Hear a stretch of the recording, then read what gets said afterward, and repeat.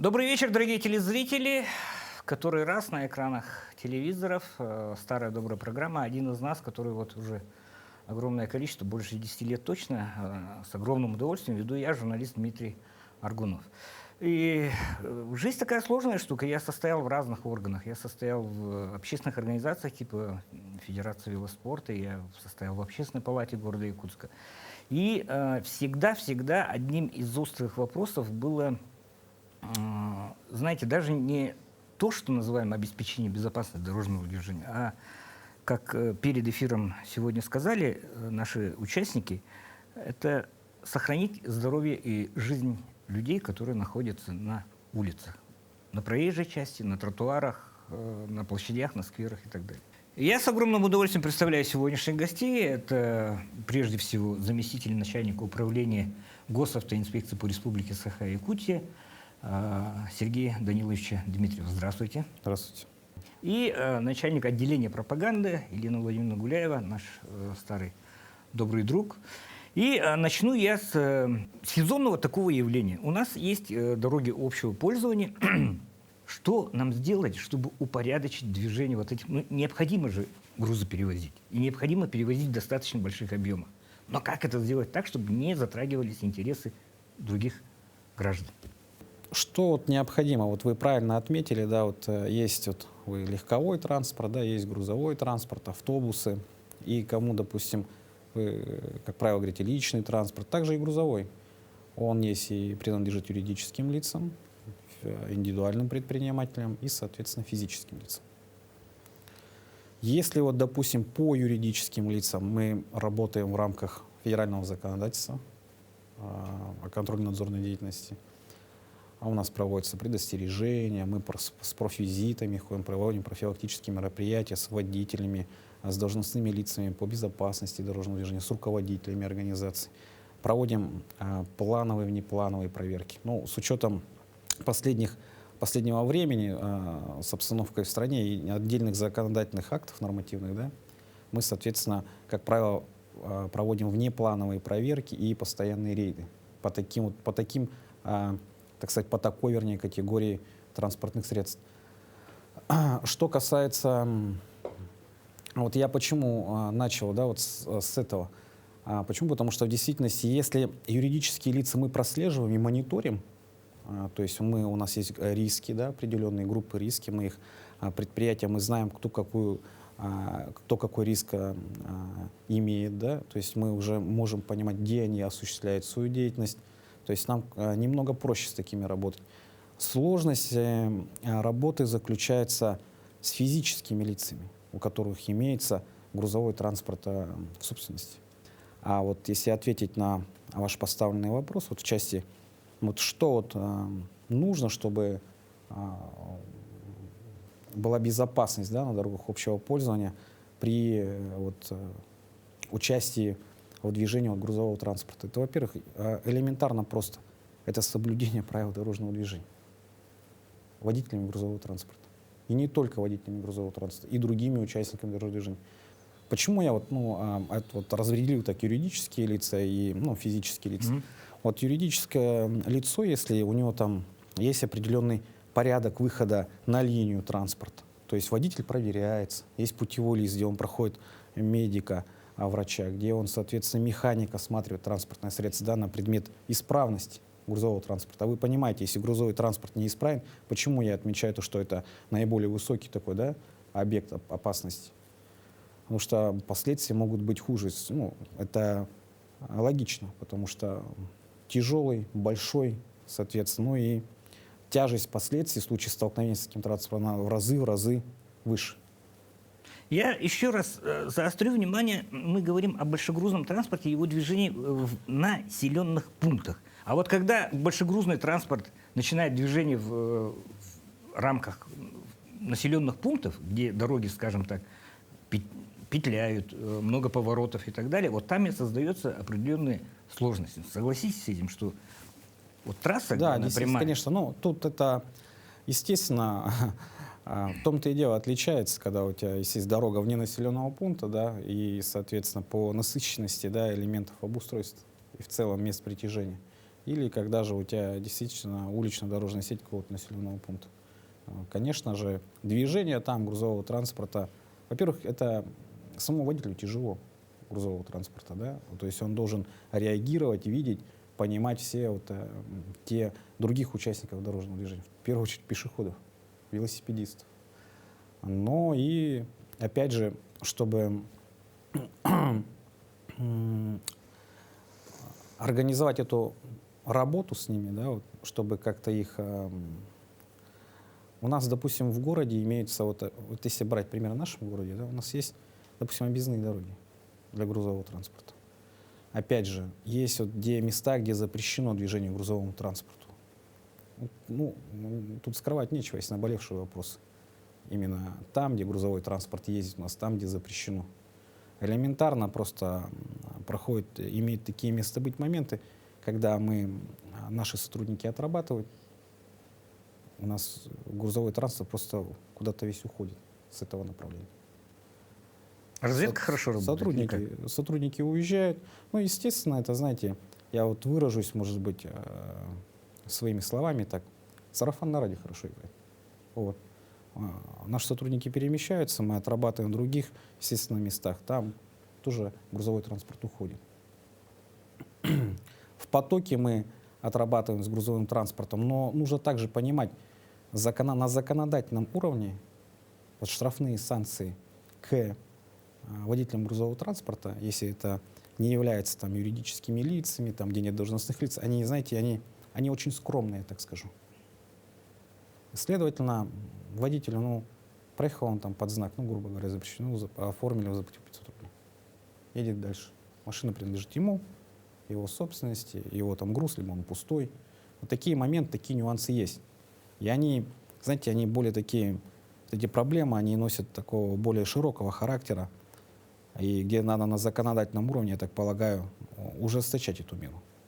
Поскольку, я думаю, это не только проблема нашего региона и нашего города. Как явление, вообще большегрузный транспорт, он создает две проблемы. То есть он усложняет, еще раз, вы правильно сказали, да, 40-тонная машина, которой достаточно сложно управлять и по габаритам и так далее.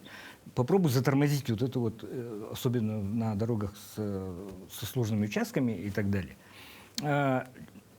Они нарушают еще и допустимую весовую, тем более сезонную нагрузку на дороги общего пользования. Я понимаю, что за весовым контролем должен следить совершенно не те органы, которые сегодня здесь представлены.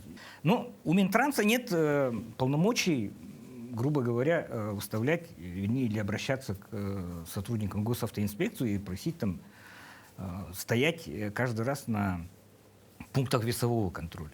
Это есть. Потому что смотрим вот эти дороги, которые были анонсированы руководством нашего города буквально за последние 3 года.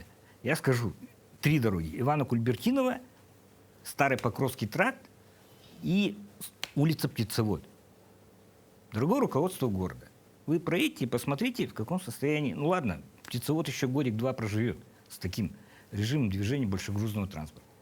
А Старый Покровский тракт, он практически пришел в то же состояние, с которого и начинали. Да, если у нас развита строительная отрасль и так далее, то всем строительным компаниям, наверное, надо было скинуться и проложить в совершенно в иных местах, чем дороги общего пользования, грузосборочную дорогу, по которым бы и двигались вот эти... Есть транспорт, который строительные материалы перевозит, инертные материалы и так далее. Если раньше мы администрировали, ответственность, то есть по статье 12.21 Кодекса об административных правонарушениях, то есть это вот именно по грузовым транспортам, именно по весовому контролю, да, мы раньше работали, то с 1 января еще, получается, 22 года, по-моему, мы уже данную статью не администрируем. Этим занимается УГАД. Управление дорог? Нет, управление Госавтотехнадзора. Угу. Можно сделать проще, в принципе, можно, я так полагаю, если рассмотреть, подойти к этому вопросу более детально, наверное, то выставить весовые контроли. Вот вы видели, наверное, вот по федеральным дорогам видели, там рамки стоят такие. Угу. Вот он проезжает, там, вот я сейчас, вот Платон проезжает и сразу его считывает, списывает, да, и, соответственно, уже он его взвешивает, да, когда он там проезжает. И, соответственно, у него уже наступает там какая-либо ответственность, да, если он там не уплатил, да, за... Не туда повернул. Нет, не то, что не туда повернул. То есть, когда проехал... Сбор дорожный. Сбор дорожный, за вес. За... Они же, вот, ну, вы правильно отмечаете, 40-тонный тягач, 40 тонн. У нас в Якутске тоже в периоде распутицы вводится ограничение, да, весовое ограничение. Ну, можно же при этом, я полагаю, вот использовать вот мое вот мнение личное, можно использовать вот такие вот весовые пункты. То есть какие-то межведомственные, скажем так, взаимодействия. Да, вот межведомственное взаимодействие и с использованием весовых пунктов. Либо вот поставить, вот как я вот по подобию Платона, рассмотреть, более детально продумать, может быть, практику других регионов посмотреть. Ну и, соответственно, вот такие рамки он заехал, все автоматически считывается и уже, соответственно, отрабатывается. Мы читаем различные телеграм-каналы, ну, там другие источники и так далее, да, и этой весной особенно я обратил внимание на определенный участок, да, городских дорог, это улица Бабушкина, где там прямо назвали поворот Большегрузов. То есть есть определенный участок, в котором с регулярностью там раз в несколько суток происходит ДТП с участием именно большегрузного транспорта. Я не скажу суток, но ДТП там фиксировали с грузовым транспортом. И не только с грузовым, и с легковым. Там действительно есть один сложный участок, где у нас имеется два поворота, да, идущие друг за другом, а повороты малого радиуса, крутые повороты. Этот вопрос мы рассматривали, я еще помню, мы собирались на нашей платформе, да, в управлении госавтоинспекции, когда тоже присутствовали журналисты, ну и, соответственно, задавали вопросы по вот этим вот, по этому участку. Мы проработали с администрацией, там поставили дорожные зеркала. Мы также прорабатывали по искусственным неровностям. Я думаю, у администрации мы направили им информационное письмо необходимой установки. Я думаю, они это реализуют в течение вот летнего строительного периода, ну, по устройству искусственных неровностей, чтобы принудительно снижать скорость. Что касается больших грузов. В действительности ДТП такие там фиксировались. При этом там, как, если я не ошибаюсь, там, по-моему, запрещено было движение для грузового транспорта. Вот. И, следовательно, и на данном участке, я уже как ранее вам пояснил, вот такой же момент происходит. Когда у нас автопатруль там работать начинает, сарафанное радио быстро расходится, и грузовой транспорт ориентируется. В действительности участок дороги, ну, спроектировали узко. Там есть ряд тоже причин, потому что, наверное, я так полагаю, по моему мнению, там, потому что, наверное, имелись определенные геометрические параметры, застройка, в которую должны были втиснуть и тротуар, и проезжую часть. Почему? Потому что при проектировании, когда мы их согласовали, вот, правильно подметили то, что я в другом направлении надзорном работал, там, соответственно, когда при согласовании проектов мы, естественно, требуем тротуары, ограждения, чтобы у нас обеспечивалась безопасность движения для пешеходов. Повод, на самом деле, у нас сегодня собраться довольно печально. Вот на днях очередной ДТП с смертельным исходом, с участием большегруза и, еще раз внимание, вот, велосипедиста, который не спешился на пешеходном переходе. В силу конструктивных особенностей у водителей автобусов и большегрузов есть очень большая, ну, скажем так, специфичная слепая зона, в которую если резко даже не то, что велосипедист выезжает, да, а пешеход выбегает на пешеходный переход, он может попросту не заметить. Такая же ситуация была пару лет, по-моему, назад, когда тоже... 2 года назад. Да, водовоз большой или цементовоз, тоже велосипедиста. Да, на Можайского. Да, на Можайского. Тоже не заметил, что называется. Да. Вообще у нас сталкивается, еще раз, правильно руководство говорит, в комплексе. То есть операция вот эта автобус, она параллельно распространяется и на грузовой транспорт, и она же может распространяться и на других участников дорожного движения. Ведь каждый пешеход, который идет по тротуару, потом в каких-то определенных участках переходит проезжую часть, становится участником дорожного движения. Согласитесь, логика в этом есть. У нас нынешняя весна обозначилась бурным расцветом, скажем так, иных форм мобильности. Это и скутеры, это и велосипеды, это и моноколеса какие-то. И самое то, что, скажем так, вызывает опасения, я разговаривал с цивилизованными велосипедистами, я разговаривал с цивилизованными, ну, скажем так, людьми, которые достаточно экстремально ездят в отведенных местах. ДТП с участием самокатчиков – это всего лишь вопрос времени. Потому что как они ездят, они не только себя подвергают опасности, да, не только водителей подвергают опасности угодить в места не столь отдаленные, они еще и пешеходам просто мешают. Да? Поэтому давайте мы сегодня еще раз детально более, тем более зачастую вот эти самокаты и так далее арендуют несовершеннолетние. Дети, да, которые... у нас каникулы, у нас дети, кто не уехал, находится в городе. Что им делать? Ну, время весело провести, арендовать самокаты и проехаться. Вот как он проедет? Это уже вопрос другой. Да? Есть, конечно, определенная доля детей, несовершеннолетних, которые ушкой на макушке, они следят достаточно по регламентированно по правилам передвигаются. Но есть совершенно безбашенные вот эти... Что с ними делать? Ну, во-первых, по поводу дорожно-транспортных происшествий, это уже не дело времени, это уже, собственно, есть. С момента начала велосезона параллельно открылся и мотосезон, да, и сезон средств индивидуальной мобильности. Уже зарегистрировано 4 ДТП с участием электросамокатов. К счастью, не было у нас смертельных исходов, но вот этого гарантировать не может никто с учетом того, какую ситуацию мы сегодня наблюдаем на наших дорогах. По поводу соблюдения правил, да, могу сказать, что при эксплуатации самокатов правила не соблюдает никто. Почему? Вы видели хоть одного электросамокатчика в шлеме? Нет. Соответственно, уже каждый, кто передвигается на электросамокате, попадает в категорию нарушителей. Но это лишь малая толика нарушений, которая очевидно на виду. Самое печальное нарушение, которое может привести к трагическим последствиям, это, конечно, то, что на самокатах пользователи не спешиваются на пешеходных переходах.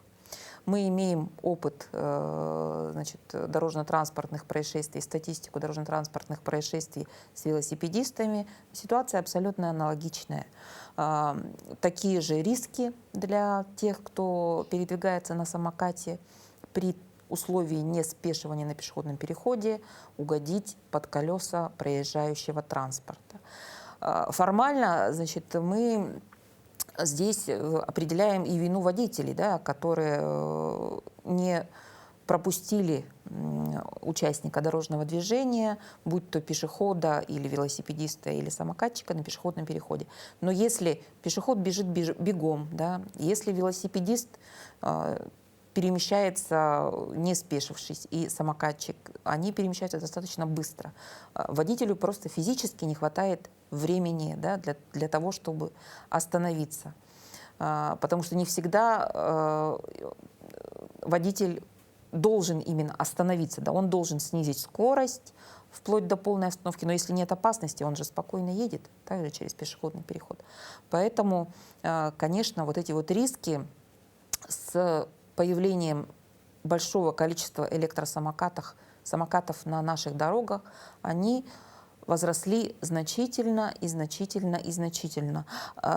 Мы знаем, что в плане у оператора, который завез, собственно, такое большое количество электросамокатов в столицу республики, увеличение этого числа и плюс охват и других городов республики вот этим вот кикшерингом, так называемым. Вот. И, конечно, это отнюдь не добавляет в целом безопасности на наших дорогах. Хуже всего то, что этим активно пользуются дети и молодежь.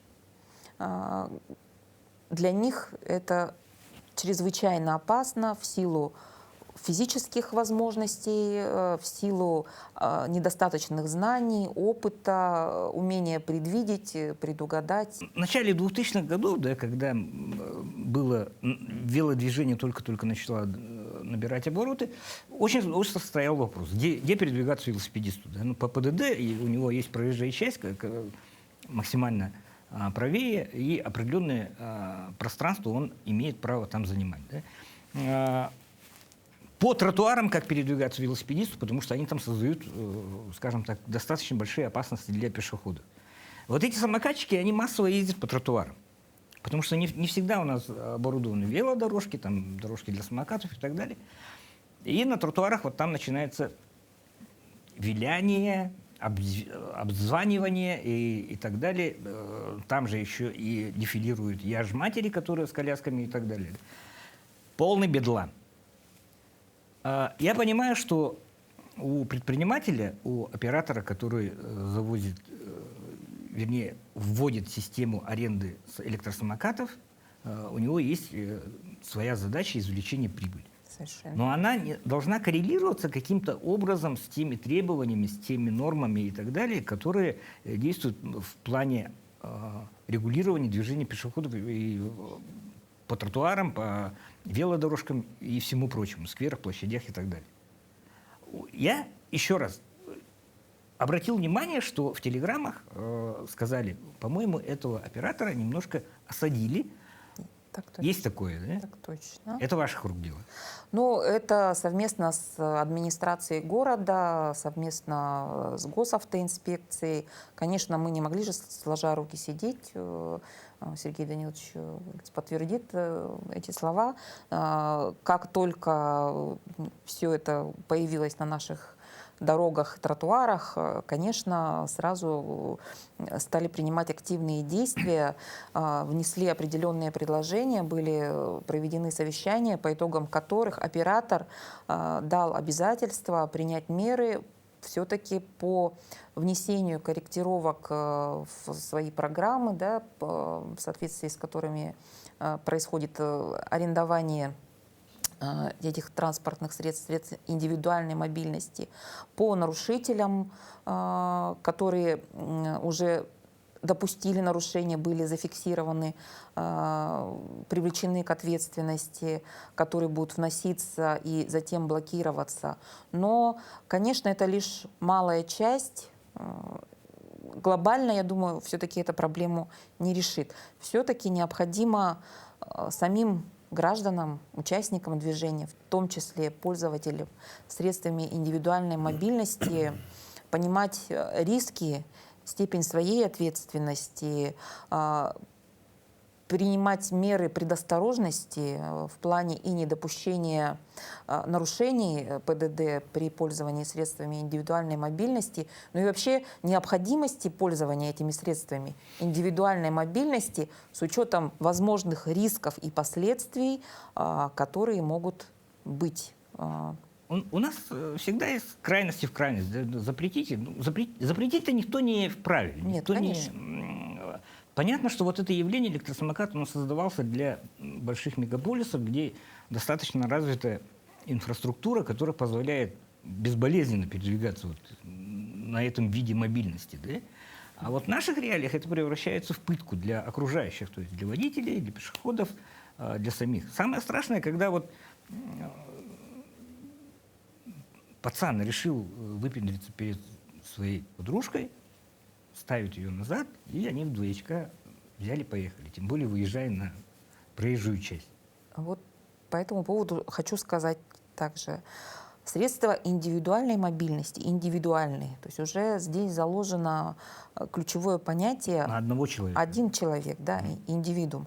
А мы видим на улицах города мама, например, или папа везут своего ребенка. Но двойные риски. Понятно, повторюсь, что шлемов ни у кого нет. Потом про помехи движению пешеходов. Абсолютно с этим согласна. Но, к сожалению, инфраструктура в городе Якутске, собственно, как и в других городах, у нас не развита и не предусмотрена для движения вот таких транспортных средств, велосипедов, средств индивидуальной мобильности. Не разделяются у нас эти потоки, но в соответствии с ПДД все-таки на электросамокатах можно двигаться и по велосипедным, по велопешеходным дорожкам, и по тротуарам, не создавая на тротуарах помех пешеходам. Все дело в культуре, да? Да, это И культура. водителей, и пешеходов, и самокатчиков. И культура. Да, культура поведения, культура участия в дорожном движении и ответственность. Прежде всего, как говорится, начни с себя. Да? Вот то, что касается перемещения по дорогам. Теоретически ПДД же нам не запрещают, да, с определенного возраста на велосипедах и электросамокатах передвигаться по дорогам общего пользования. Но если скорость движения транспорта там не выше 60 км в час. Но я вот уже об этом говорила, ну и не устану, наверное, говорить, как сотрудник с почти 30-летним стажем, сотрудник госавтоинспекции, я со всей ответственностью заявляю, что я не рекомендую у нас выезжать на проезжую часть велосипедистам и самокатчикам, никому. То есть это опасно. У нас нет условий для движения по автомобильным дорогам, какая бы скорость движения там ни была, для велосипедистов и электросамокатов, даже если это там разрешено. Потому что риски очень большие. И если на весы положить те, значит, плюшки, да, от катания на велосипеде, например, и здоровый образ жизни, и быстрота перемещения, и какие-то, значит, приятные ощущения, да, и удовлетворение, значит, от процесса, и безопасность, все-таки я бы как сотрудник, повторюсь, с достаточным опытом работы и с опытом в плане насмотренности на дорожно-транспортные происшествия порекомендовала по дорогам не ездить. Ну, перемещайтесь по тротуарам, уважительно относитесь к пешеходам, не создавайте им помех и спешивайтесь на пешеходных переходах, и будет вам счастье. И Да, защита. и шлем, конечно. В принципе, правила же несложные. Вот. Шлем стоит, ну, там, от 1500, да? Скажем так, если у меня хотя бы даже вопрос о сломанной ноге стоит, я бы выбрал шлем. Но это я. Смотрите, Сергей Данилович, у нас есть еще один бич. Это, особенно в каникулярное время, питбайки определенной мощности, на которых ездят несовершеннолетние. Причем ездят очень замечательно. На заднем колесе. К сожалению, так. Они экипированы, они хорошо выглядят. В джерси там экипировка у них хорошая и так далее. Питбайк один сам, он стоит недешево. Хороший питбайк. С ними-то что делать? Им же просто запрещено передвигаться на этом по городу. Все верно, это спорт-инвентарь. Как и квадроциклы, да? Ну, мы, знаете, мы в период, у нас были ряд мероприятий, таких как населенный пункт, операция мотоцикл, сейчас у нас операция автобус идет, да, где мы, я уже говорил, что мы комплексно отрабатываем. А здесь мы, знаете, есть такая тонкая грань. Ты понимаешь, что это несовершеннолетние лица, ты действительно не будешь принимать каких-то, знаете, таких принудительных мер к остановке, да, транспортного средства, полагая то, что ввиду своего возраста все равно данный человек, то есть данный водитель, то есть несовершеннолетний, либо малолетний, да, водитель, он все равно будет делать те действия, чтобы скрыться. Убегать. Да, и тут момент такой будет. Не то, что просто мы, я же говорил, да, еще эфира, то, что наша задача — это обеспечение безопасности дорожного движения, сохранение жизни и здоровья населения. Для нас это основная цель и задача. С ними мы работаем, знаете, скрытыми автопатрулями. Мы работаем непосредственно с сотрудниками дожидаясь там его полной остановки, да, мы, соответственно, задерживаем такие транспортные средства. Но, опять же, вот если, давайте на законодательном уровне тоже. Я к чему? Почему я обращаю внимание на законодательный уровень, да, потому что вот все вот вот эти вот трудозатраты, да, вот, к примеру, мы элементарно, ну, поставили мы на специализированную стоянку, отстранили от управления, да, транспортного средства, приняли меры обеспечения административного, просто задержали транспортное средство, мотоцикл, да, поставили на специализированную стоянку. А завтра придет родитель, его и заберет, кто является собственником. Понимаете? Выдать мы его, не выдать мы не вправе. То есть он идет, потом забирает специалиста стоянки, в этот же вечер опять передает своему несовершеннолетнему ребенку. Либо в чем заключается смысл? В чем проблема заключается? Проблема заключается в поведении самих родителей, в воспитании своих детей. Дозволенность того, чего, вот, знаете, вы правильно обратили внимание, вот, если там вспоминать там, ваше, мое детство, иное детство, таких-то средств не было. Был максимум велосипед. Ну, позже потом уже, может, мотоцикл и другие там транспортные средства. Но сейчас это вполне доступно, родители покупают своим детям, тем более передавая, и при этом, самое главное, не задумываясь о последствиях. Причина вся в том кроется, то, что сами родители не задумываются о тех неблагоприятных последствиях, которые могут возникнуть. В этом и вся основная проблема. Я переведу немножко с официального языка. Да? Если вы не хотите видеть ребенка покалеченным, тем более неживым, просто, ладно, он, возможно, вы доверяете своему ребенку, что есть на самом деле неплохо, да? Но вы же не можете уследить за каждым участником дорожного движения, в каком он состоянии и как он контролирует свое движение. Вот и все. И знаете, я хотел бы еще добавить, вот у нас, если смотреть сравнивать с другими регионами, то нам, мне кажется, надо развивать вот такой спорт. Полигон. Да, Специализированный. специализированный спорт, в действительности, мотоспорт. Мотоспорт. Вот у нас, вот, где в действительности покупает вот питбайк, ребенок с инструктором на определенной местности, да, соответственно, под контролем инструктора, там, выполняет какие-то действия. Потом действительно проводить соревнования, да, какие-то. То же самое, вот такая же проблема у нас, вот, знаете, с транспортными средствами, я так выражусь, да, маркообразного типа. Вот, вы понимаете, о чем я говорю, это там эти чайзеры, да, вот эти вот там 90-х годов, да, 2000-х там, с примотками, которые у нас дрифтуют. Вот знаете, вот выставляем патруль на речпорту, все спокойно. Но мы не можем ежедневно стоять в ночь там на речпорту патруль, потому что у нас оголяются другие участки, вы понимаете. Но создайте вы спорт. Площадку. Да. Вот ведите площадку, создайте, может, найдете каких-то там инициаторов, да, которые может возглавить и, соответственно, потом проводить эти соревнования. Они что же интересны, своеобразны. Ну и, пожалуйста, готовьте транспорт где-нибудь за городом на площадке. Пожалуйста. Никто, не в черте города, чтобы людям мешать спать. Вот.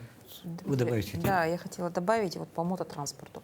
В этом году мы уже имеем 2 случая дорожно-транспортных происшествий с учетом, имеем 2 случая дорожно-транспортных происшествий с участием несовершеннолетних на мототранспорте в городе Якутске и в Ленске. И в том и в другом случае пострадали по 2 несовершеннолетних. Получили достаточно серьезные травмы. И в том и другом случае у несовершеннолетних, естественно, не было водительских удостоверений, средств защиты частично не было, как следствие ДТП. Напомню, прошлый год, когда в Нюрбинском районе в результате одного дорожно-транспортного происшествия погибли сразу 3 молодых человека – 16, 18 и 19 лет. Аналогичная история – нет прав, нет средств защиты, бесконтрольная езда. Родители, в принципе, в курсе. В прошлом году даже родители забирали, значит, вот этот вот мотоцикл, Сергей Данилович помнит, да, что и передали тут же в этот же день опять на управление лицу, которое прав не имеет. У нас буквально 10 дней назад закончилась профилактическая операция «Мотоцикл». во всех районах республики она проводилась.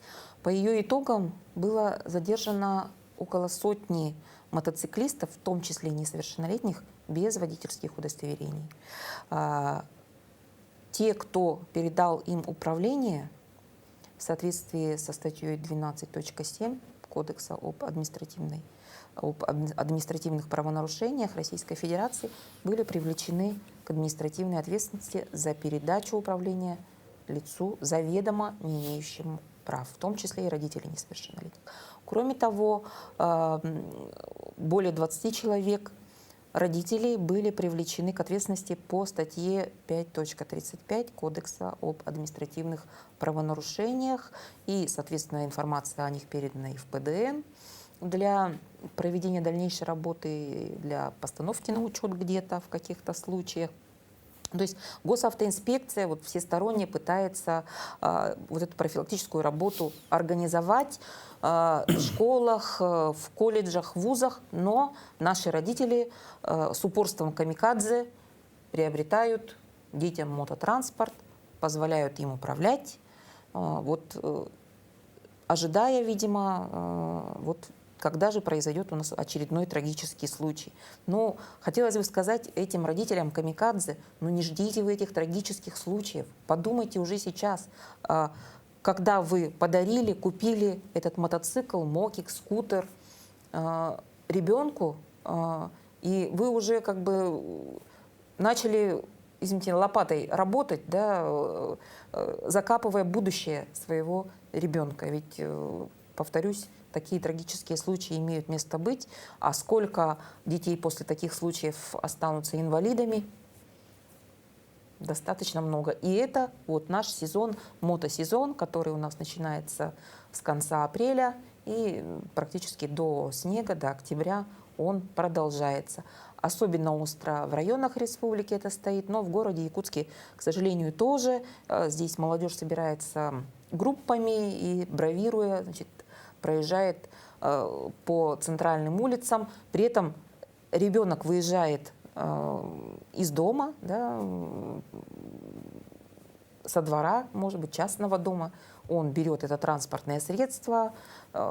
Родители, естественно, это видят. И я считаю, что это преступление. Преступление, да, преступное попустительство, преступная халатность до того момента, пока, как говорится, гром не грянет. Ну, хотелось бы, чтобы такой гром гремел как можно реже, а в идеале вообще мы чтобы вообще было тихо, да, чтобы вообще был штиль, как говорится, в этом плане. В завершение нашего, на самом деле, как бы сказать, не скажу, что безысходного, да, а очень с большими беспокойствами разговора, я бы хотел вспомнить свое деревенское детство. Там была система такая.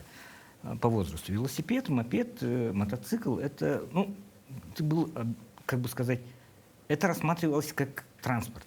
То есть сгонять в магазин, допустим, да, привезти там бидон молока и все на свете и так далее. Все через это проходили. Еще раз, времена были тогда, скажем, не такие хорошие, как сейчас, и все вот эти вещи, они рассматривались как транспорт. И велосипед, и мопед, и мотоцикл в свое время. Сейчас зачастую вот эти предметы, они рассматриваются больше как средство развлечения, спортинвентарь. Хорошо слишком живем, наверное. Да? И поэтому в виде игрушек мы детям можем позволить себе приобрести вот такие вот вещи. Немножко, наверное, я вспомню еще и те времена, когда водители на проспект старшего поколения, помнят, на проспект боялись выезжать немытыми. И, наверное, все-таки немножко в головах нужно какие-то стрелки повернуть в нужном направлении для того, чтобы просто по логике вещей не подвергать никого опасности. Добровольно передавая лицу, которое не имеет представления о правилах дорожного движения, не имеет прав тем более, да, средства повышенной опасности, которым является любое транспортное средство, мы совершаем на самом деле очень большое преступление против подрастающего поколения. Это программа «Один из нас». Увидимся. И я желаю, чтобы повод был более оптимистичный.